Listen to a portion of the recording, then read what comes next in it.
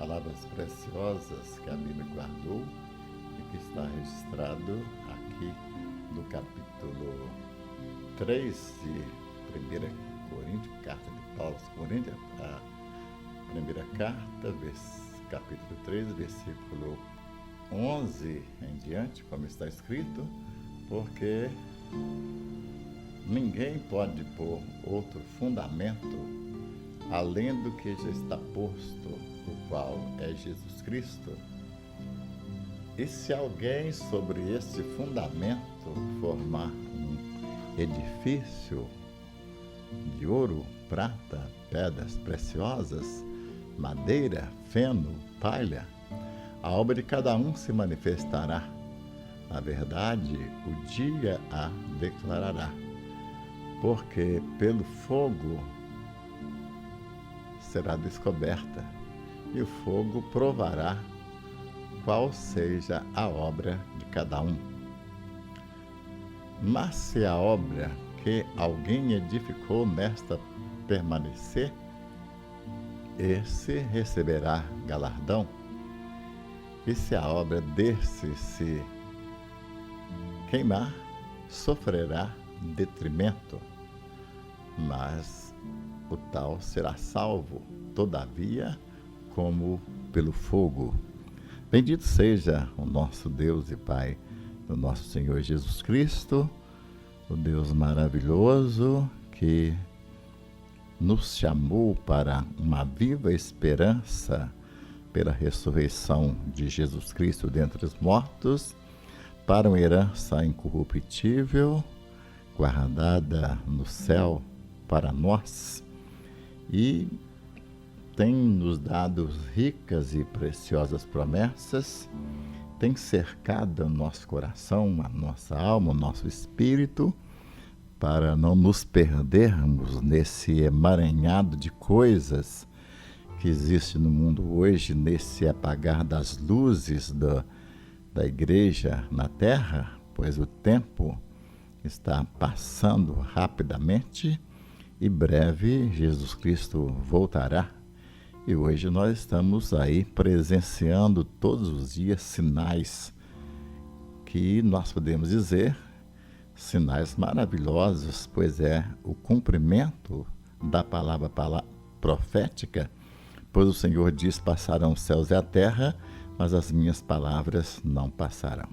A Bíblia fala, deu sinais de várias maneiras, diz que como foi nos dias de Noé, assim seria o fim. E o que foi nos dias de Noé foi o afastamento de Deus completamente. Veja que a raça humana toda, somente 7 se salvaram. Quer dizer que o restante não tinha Deus na vida e por isso se perderam.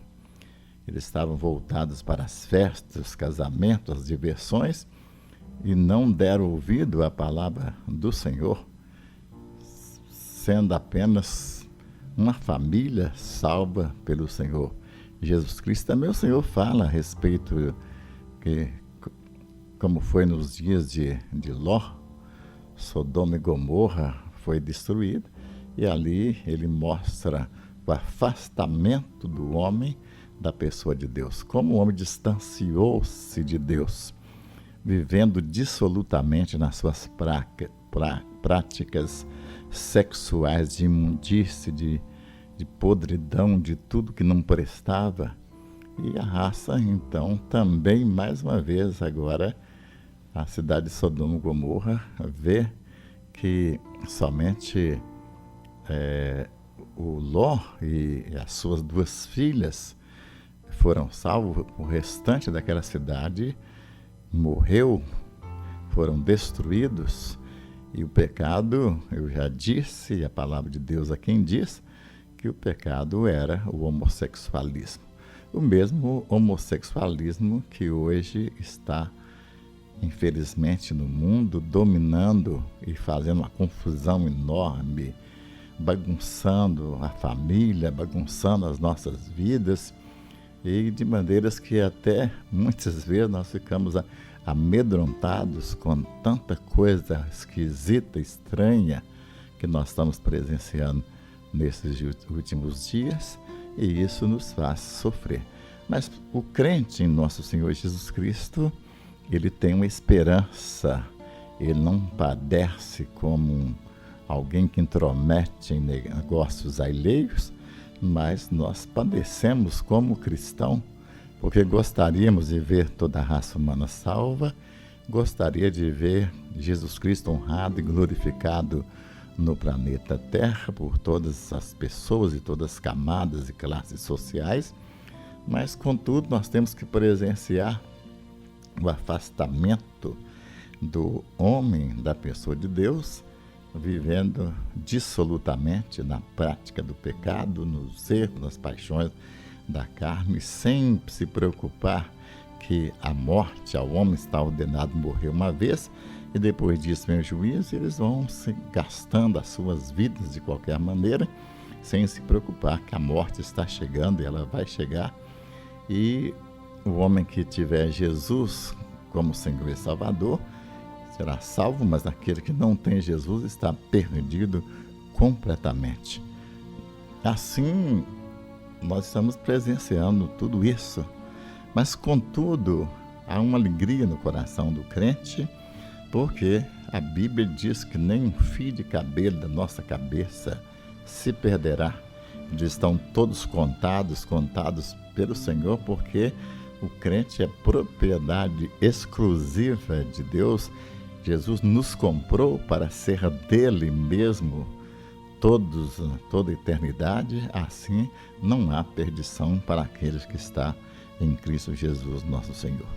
Esses últimos dias estou falando a respeito da volta de Jesus Cristo, do final dos tempos, ainda que eu mesmo penso e sei que não sou uma pessoa catedrática no assunto, na questão da escatologia.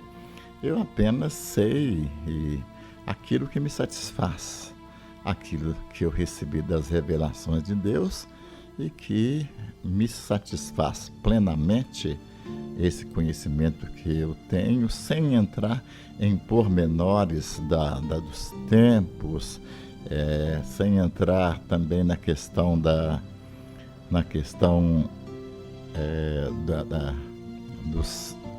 não dos sinais, mas dos símbolos de Apocalipse, aquelas coisas todas esquisitas, horrendas que tem em Apocalipse, porque todo mundo que entrou nessa direção, ou que entra nessa direção, eles estão condenados ao erro, porque há coisas de difícil interpretação e até impossível de interpretar. Existem livros de escatologia, milhares de livros falando a respeito disso, e cada um fala de uma maneira diferente do outro. Assim, eu prefiro ficar naquilo que Deus me deu e que me satisfaz plenamente, aquilo que eu aprendi no seminário, e que realmente os professores que me ensinaram eram pessoas compromissadas com Deus, porque eu vivi com eles, e podemos dizer no mesmo teto, vendo a vida de cada um deles, a firmeza da verdade. E então o que eles ensinaram era aquilo que eles viviam, e isso me tocou profundamente, e eu hoje continuo seguindo os meus mestres, que Deus me deu a honra de ter, e os ensinamentos daquelas pessoas centradas na verdade. E assim é aquilo que eu passo para os meus ouvintes através das mensagens simples que eu prego todos os dias, ou quase todos os dias. Espero apenas que você, meu ouvinte, seja ricamente abençoado. Temos falado nessa última mensagem que eu preguei, eu falei a respeito da apostasia e também do homem do pecado que se levanta contra tudo que se chama Deus, que a Bíblia chama de anticristo. Eu disse que a possibilidade do anticristo já está no mundo, mas alguns acontecimentos nós estamos esperando cumprir a palavra profética, e uma delas é o arrebatamento da igreja, A Bíblia fala sobre esse arrebatamento, diz que a trombeta soará, os mortos ressuscitarão e nós seremos transformados num abrir e fechar de olhos a encontrar o Senhor nos ares, e assim estaremos para sempre com o Senhor. Então, a Tessalonicenses diz, na verdade, nem todos dormiremos, mas todos nós seremos transformados, sem dúvida alguma. Essa transformação no arrebatamento da igreja, mas Jesus também fala a respeito, no capítulo 5 do Evangelho segundo São João, ele fala que vem a hora, e agora é, em que os mortos, aqueles que estão no sepulcro, ouvirão a voz do Filho de Deus, e aqueles que ouvirem ressuscitarão. E a Bíblia em Apocalipse diz, bem-aventurado aquele que tem parte na primeira ressurreição. Por quê? A primeira ressurreição, são duas ressurreições. A primeira é a ressurreição daquele que aceitou Jesus como Senhor e Salvador, daquele que crê no Senhor Jesus de todo o coração, de toda a alma, de todo o entendimento. Aquela pessoa que tem esperança de vida nova, de mudança de vida que recebeu através do caráter bendito de Jesus, que está no controle daquele que crê no Senhor Jesus e que nos faz esperar ansiosamente pela vinda dele para buscar a sua igreja. Então, o que está faltando agora para acontecer é o arrebatamento da igreja. A igreja vai ser arrebatada, ele virá como ladrão de noite, ele mesmo disse a respeito disso, falando a respeito da vigilância que o cristão precisa ter, e assim ele está nos orientando a cada dia, porque a palavra de Deus não passa, ela se cumpre a cada dia. Hoje mesmo nós estamos vendo o cumprimento da palavra profética de uma maneira maravilhosa e, para aqueles que estão perdidos, assustadora. Os sinais e prodígios do Senhor. O que está faltando, estamos aguardando a volta do Senhor Jesus Cristo. Agora, a igreja vai ser arrebatada. Nós subiremos com o Senhor Jesus Cristo. Aqui na terra começa um período chamado de grande tribulação. É um período de 7 anos, 3 anos e meio. O anticristo, o diabo, vai tentar parecer com Cristo, imitar Cristo e até mesmo dizer às nações que aquilo que Jesus não fez, não deu conta de fazer, ele vai fazer. E assim haverá um período de paz, haverá um período de saúde, um período de prosperidade, em que as pessoas vão viver felizes, mas somente aparência, porque o caráter do diabo é mau, o caráter do diabo é perverso, ele não presta, e ele é enganador, e ele se transforma em anjo de luz. Assim ele vai transformar agora em anjo de luz e vai ser bonzinho por 3 anos e meio, mas depois de 3 anos e meio, então esse engano, essa enganação de Satanás vai cair por terra, e aí ele vai mostrar o que ele é realmente. E aí começa aqui na terra o período chamado de grande tribulação, que são 3 anos e meio. E aí vários acontecimentos a palavra de Deus fala sobre ele. Mas apenas estou querendo falar a respeito de um acontecimento que está na minha mente, por causa do texto que eu acabei de ler, o que fala do tribunal de Cristo. Logo após o arrebatamento da igreja, vem o tribunal de Cristo.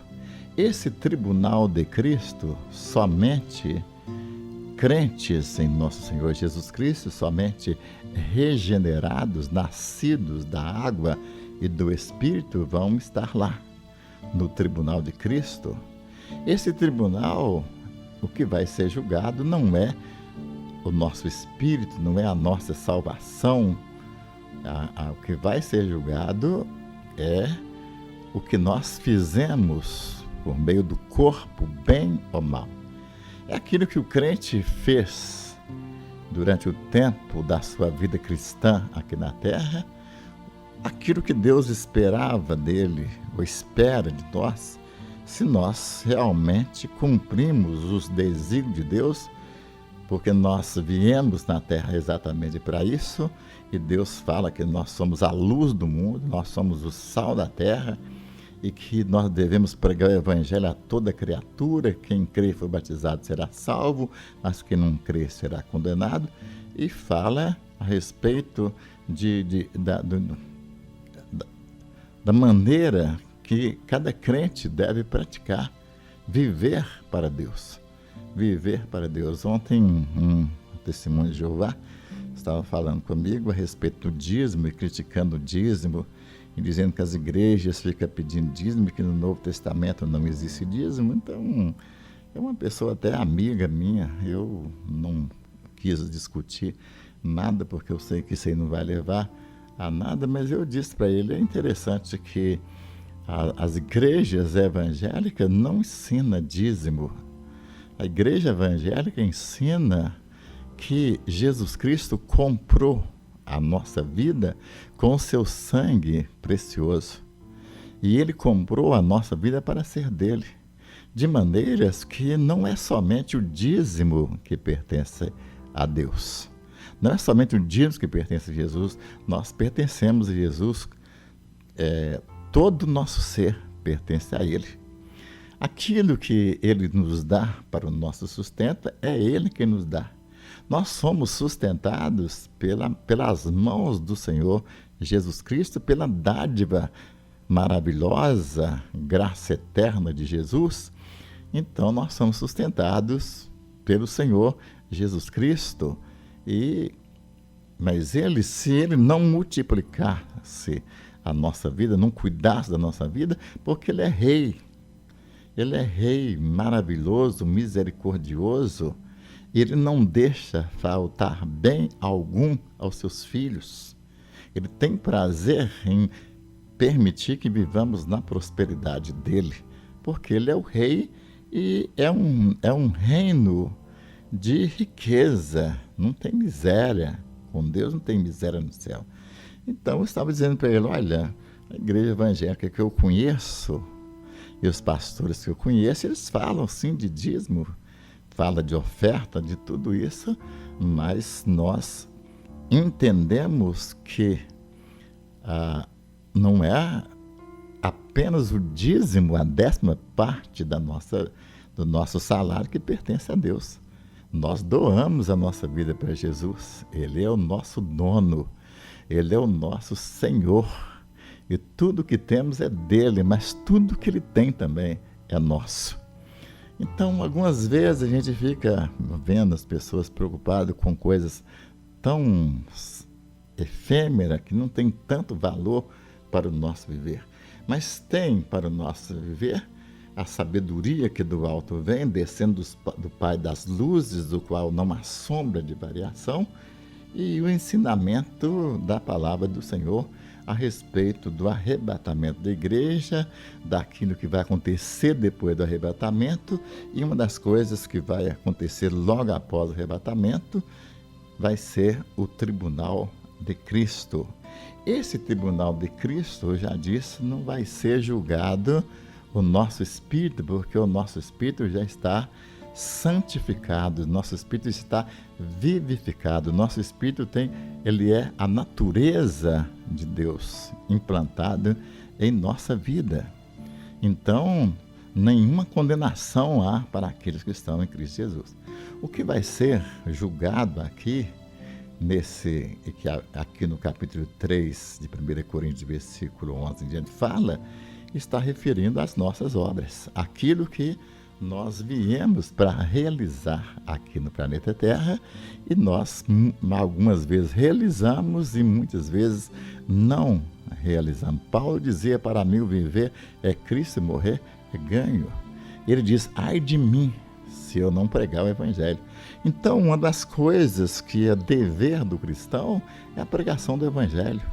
A igreja hoje está voltada para tanta coisa, tantos programas sociais, voltado para a aparência da igreja, para a riqueza, para não sei mais o que, televisão, rádio, tantas coisas, mas o Evangelho de Cristo que salva, que transforma e que Deus vibra quando um crente sai para pregar, para testemunhar, porque para isso nós fomos chamados, designados por Ele, nós estamos muitas vezes falhando. E muitas vezes os nossos talentos, os dons que Ele nos revestiu, dons do Espírito Santo, as qualidades do caráter do Espírito Santo, para mostrar ao mundo quem é o Rei Jesus Cristo, quem é o Salvador, através da pregação do Evangelho, a dependência da unção do Espírito Santo, a igreja muitas vezes está voltada para as coisas efêmeras, coisas que não têm nenhum valor, gastando tempos e tempos com coisas que não levam a nada. Às vezes eu fico pensando que veículo maravilhoso seria a internet, seria o Facebook, se os crentes tivessem compromisso com Deus. Porque aquilo que muitas vezes é mostrado ali no Facebook, você vê pouca palavra de Deus, pouca palavra, poucos testemunhos do Senhor Jesus, mais diversão, mais passatempo, mais brincadeira, mais piada, mais mentiras, enganos, muitas vezes, brincadeiras, zombaria e falando da vida alheia é o que muitas vezes nós estamos envolvidos. E, na realidade, quando nós deveríamos estar envolvidos com a pregação do Evangelho, porque Jesus diz, vós sois a luz do mundo, vós sois luzeiro de Deus, e disse de por todo mundo e pregar o Evangelho, e disse, sereis minhas testemunhas até os confins da terra, a maioria dos crentes em nossa igreja nunca ganhou uma alma para Cristo, nunca conduziu uma pessoa sequer aos pés do Senhor Jesus. E quando chegar nos tabernáculos eternos, ninguém vai poder receber esse crente que nunca ganhou uma alma. E nem está aí. Nem está aí se ganhou alma, se as pessoas estão indo para o inferno.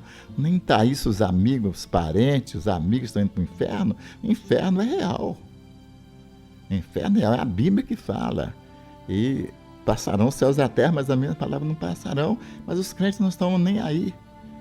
É o tempo da apostasia em que os crentes perderam a sua visão, a visão que o próprio Jesus passou para os seus apóstolos, passou para nossas vidas, e muitas vezes a igreja ainda tem coragem de bater no peito e dizer que é apostólica, quando na realidade não estão cumprindo o ide por todo mundo.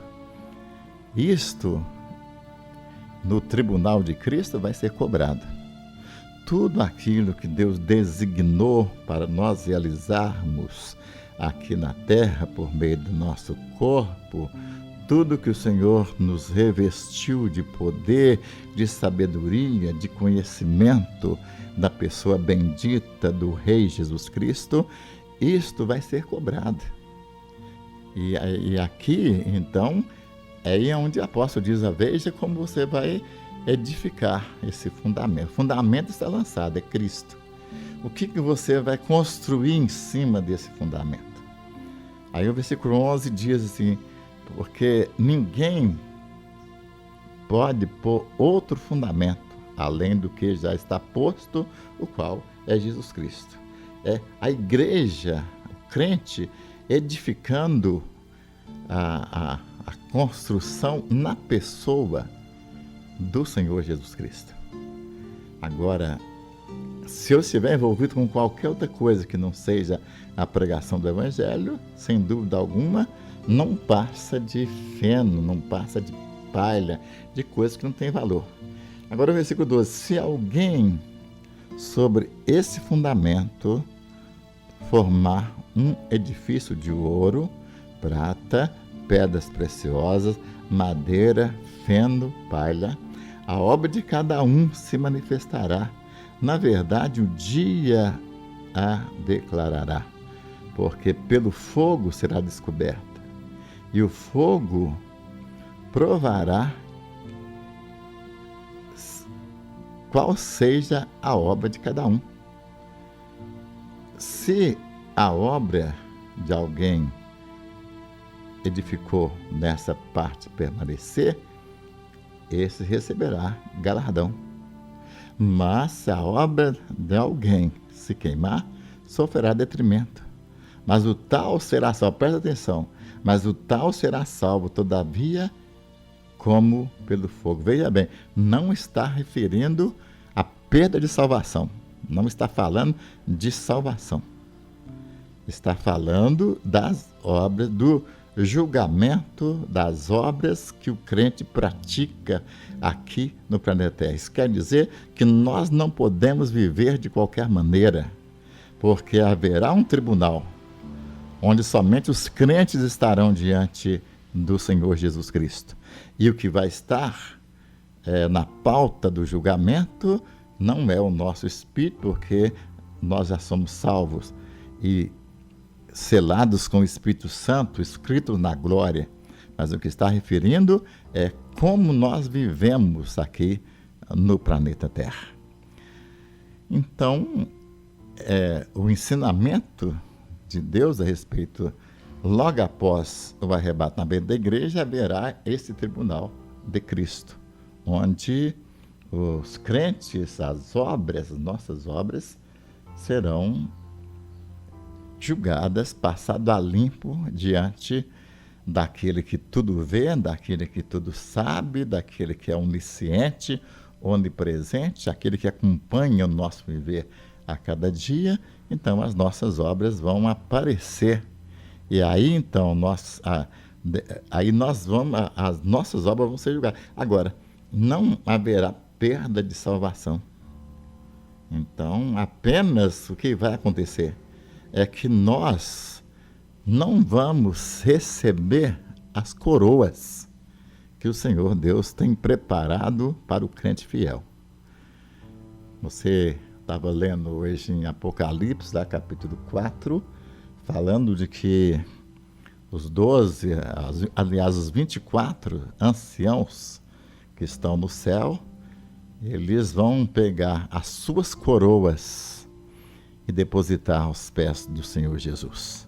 Agora, você imaginou, essas coroas é uma conquista nossa aqui no planeta Terra, através do Espírito Santo de Deus. São as obras do Espírito, são ouro precioso para Deus, e que através desse trabalho que nós praticamos aqui, que nós vivemos aqui para Deus, então nós vamos receber coroas. A única coisa é que nós, naquela circunstância, vamos entender que nós não merecemos coroa.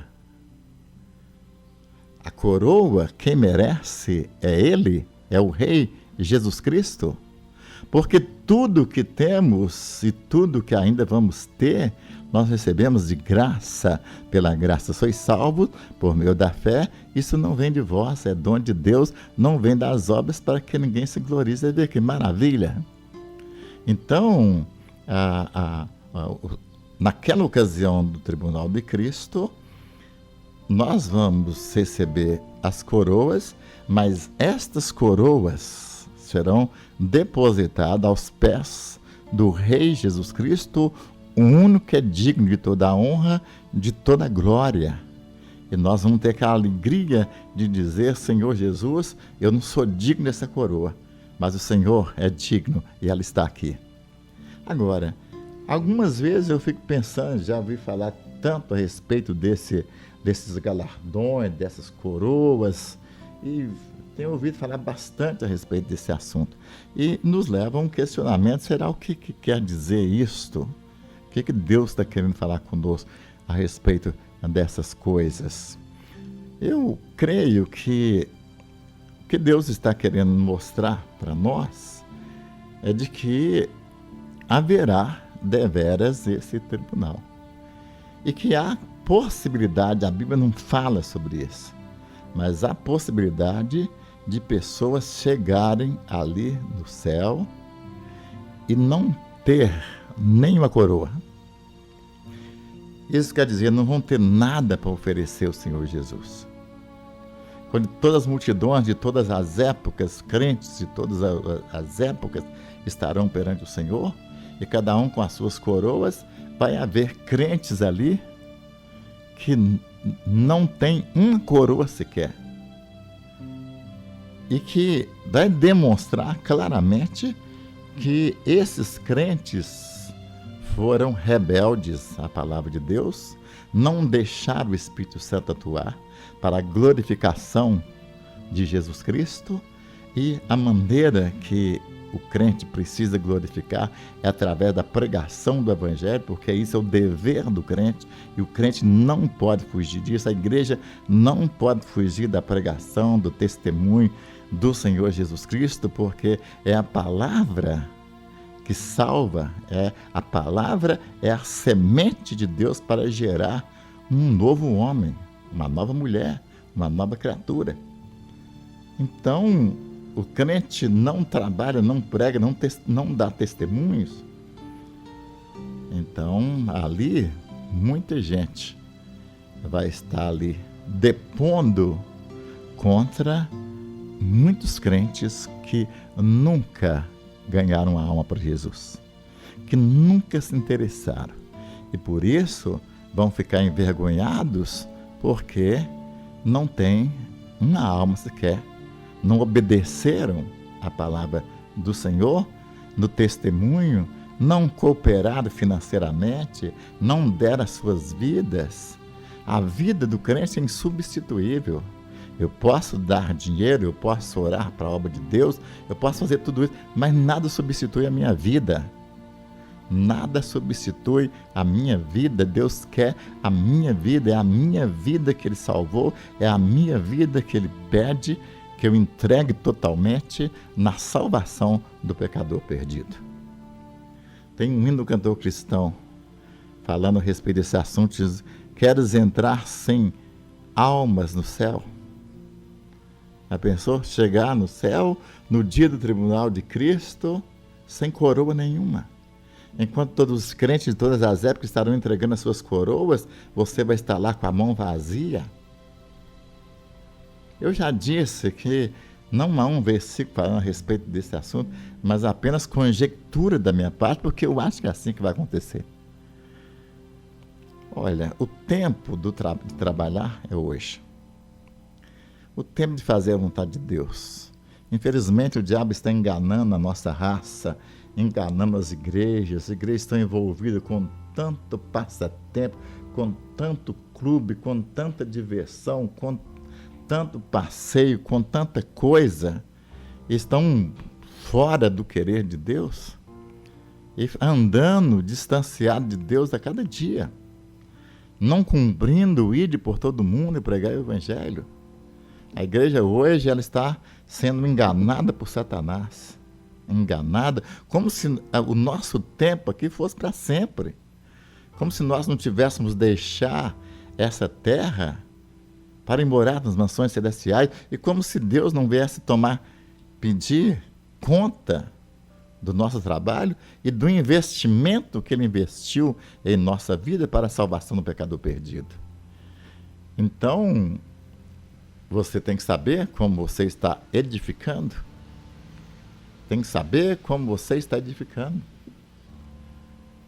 Sobre este fundamento.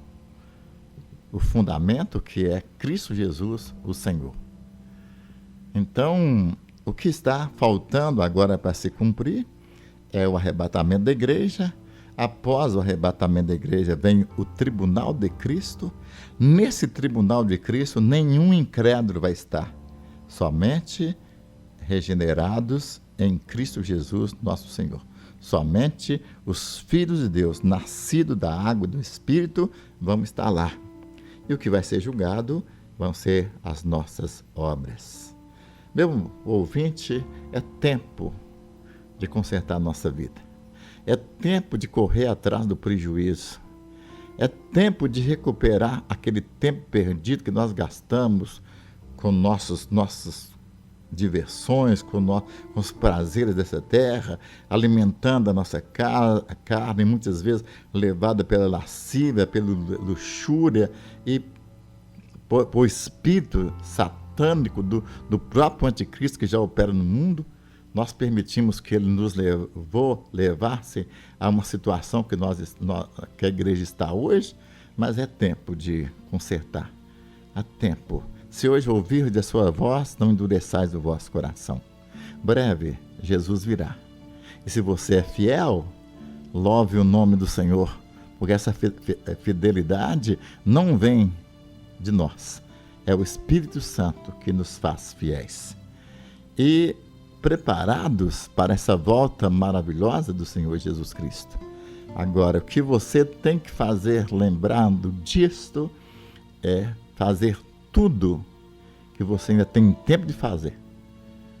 Evangelizando, falando de Jesus, fazendo a obra do Senhor, e somente as obras do Senhor, e não olhando nem para um lado nem de outro, olhando exatamente para a pessoa que você tem que olhar.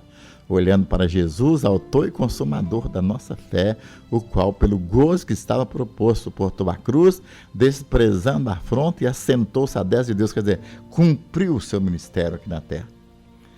Você, meu ouvinte, não pode morrer sem cumprir o seu ministério, sabendo que Deus vai te pedir conta. Então, corra atrás do prejuízo. Você é fiel? Continue fiel. Você prega o evangelho, testemunho de Jesus, você contribui com a missionária, para o evangelho chegar até os confins da terra, continue. Mas não deixe o seu dinheiro ir. Vá também. Vá. Porque o evangelho de Cristo tem que ser pregado. Em Jerusalém, Judeia, Samaria e até os confins da terra. Meu ouvinte, Deus conta com você. Ou você obedece, você não tem alternativa. Ou você obedece e terá coroas para oferecer ao Rei Jesus Cristo ali no tribunal de Cristo, ou você vai chegar lá com as mãos vazias e possivelmente você vai lamentar o tempo perdido. Que Deus te abençoe.